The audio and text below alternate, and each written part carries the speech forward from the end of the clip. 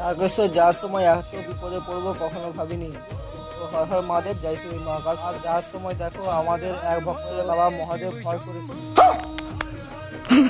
Guys, আর হচ্ছে শ্রাবণ মাসের চতুর্থ সোমবার, তো আমরা যাবো বাবা তারকেশ্বরের মাথায় জল ঢালার জন্য। আমরা সকল ভক্তরা ভোর 5টার সময় উঠে স্নান করে রেডি হয়ে পড়ি আমাদের জল ঢালার উদ্দেশ্যে। এইভাবে আমরা হাসি মজা করতে করতে পৌঁছে গেলাম।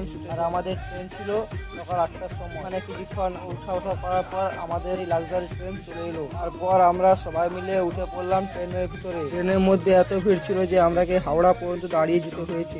কপালটাই খারাপ। আর দেখো যাওয়ার পথে শুরু হয়ে গেল বৃষ্টি। বৃষ্টি দেখতে দেখতে চলে গেলাম হাওড়া স্টেশনে। ওখান থেকে লোকাল ট্রেন ধরে চলে এলাম শেওড়াফুলি।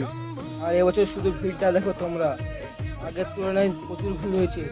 আমরা ঘাটে জল তোলা আগে হোটেলে যে আগে ভালো করে নিরামিষ ভাত সাঁটে নিলাম। আর গাইস আজকে রোদ গরম প্রচণ্ড।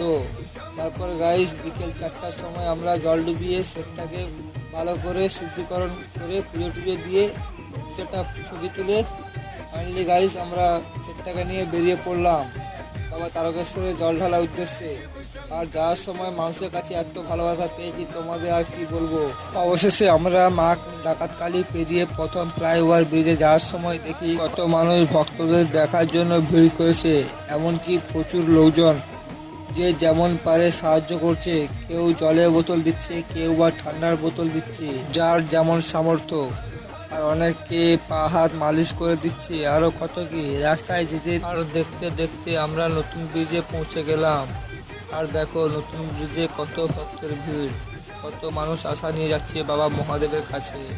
অবশেষে একটা পথ আসার পর সেই বাবার ওয়েলকাম গেট। তো ভক্তরা তোমরা পরের সোমবার কে কে আসছো অবশ্যই কমেন্ট বক্সে জানিয়ে যাবে। আর প্রেম সে বলো হর হর মহাদেব। তো গাইস দেখা হচ্ছে নতুন একটা মজাদার ব্লগে।